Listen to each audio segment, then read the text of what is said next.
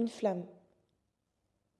Je me suis rendu compte qu'il suffisait parfois d'un rien pour faire naître l'étincelle dont on a besoin, pour nous permettre de croire et d'agir peut-être un peu plus qu'avant, différemment. Faire naître cette flamme, la même flamme qui peut tout brûler sur son passage si elle n'est pas utilisée correctement, capable même de nous faire revenir en arrière et de raser toute la forêt que nous avions plantée juste avant.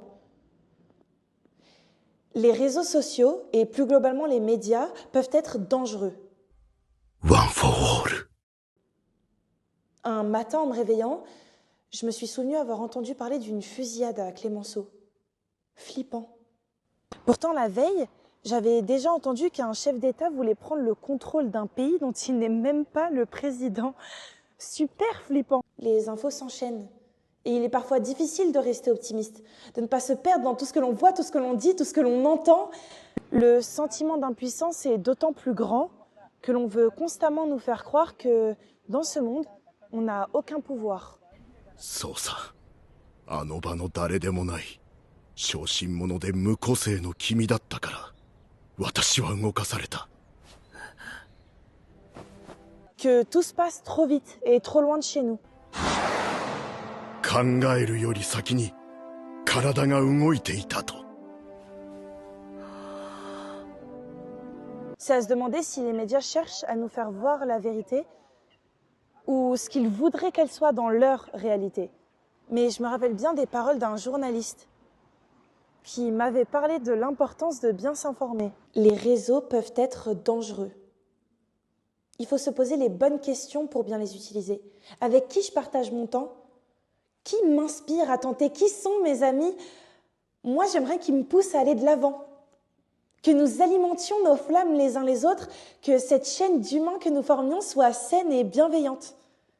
Que lorsqu'une forêt brûle, ce soit nous qui nous précipitions pour aller l'éteindre et la replanter. Que notre futur soit entre nos mains et pas entre celles de ceux qui voudraient nous la dicter. En fait, certes, les réseaux peuvent être dangereux.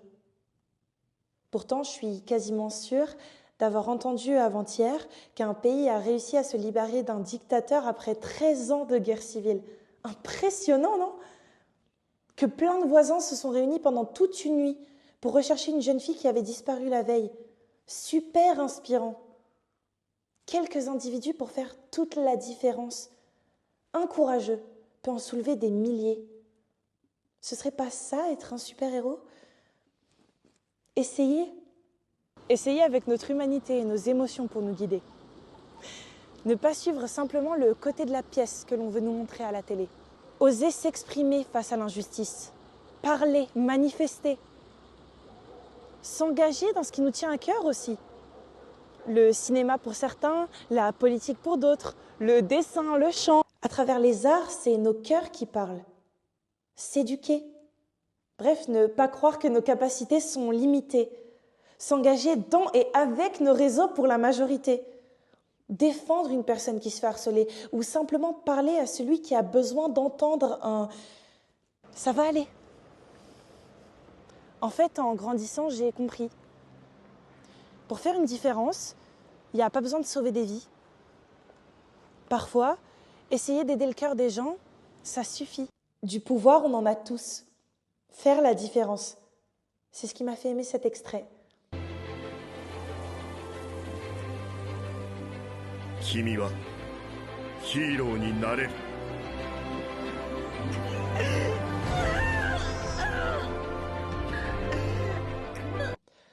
Tu peux être un super-héros. Alors, vous y croyez ? Thierry Henry. Ok. Thierry Henry, ça a été mon héros avant tout le monde. Ça a été la première célébrité, la première star dont j'étais fan. Henry, je le voyais à la TV, c'était un homme noir. Et au foot, il était trop fort, il était charismatique, la classe, l'élégance. C'était mon super-héros. Je voulais être un peu comme Thierry Henry. Les quelques fois où je marquais des buts à l'école quand on jouait, je célébrais comme Thierry Henry, tu vois. C'était mon modèle. Donc moi, je dirais les personnes de mon entourage, parce que chaque personne de mon entourage m'inspire d'une manière différente. Je vais commencer par ma sœur, parce qu'elle m'aide dans mes difficultés dans la vie de tous les jours. Mais je trouve que c'est un bon exemple. J'ai aussi envie de dire ma cousine parce qu'elle, on la voit toujours faire des choses impossibles. Donc elle nous montre que même ce qui est impensable, on peut y arriver. Je trouve que c'est une bonne personne. Toujours la joie de vivre. Toujours à donner envie de faire des choses. À ma famille. Il y a ma cousine parce que à chaque fois elle fait plein de trucs et j'ai envie de faire comme elle, faire plein d'activités, plein de projets. Et il y a ma mère et mon père, ouais, c'est un peu mes exemples. Et il y a ma grande sœur qui est un peu aussi comme une mère pour moi et qui s'est occupée de moi, qui m'aide, c'est comme une mère quoi. Et bon, ce serait Olivia Pope, qui est le personnage principal de la série Scandale. Et je pense, en fait, ce que j'aime particulièrement chez elle, c'est qu'elle n'a pas peur de prendre de la place, en fait. C'est une femme qui est affirmée et qui va même un peu bousculer les codes dans le sens où elle prend la place pas comme une femme dans une position de femme, mais en fait comme une femme dans une position qui est non genrée. Genre, je sais pas comment expliquer, mais elle a un peu ce truc de sa manière de prendre des initiatives, de parler aux gens, de décider en fait, et de ne pas se laisser intimider par des hommes, des femmes ou qui que ce soit en fait. Et donc j'aime vraiment cette détermination et c'est vraiment cette affirmation de soi. Mais j'aime que ma voix ait de la valeur.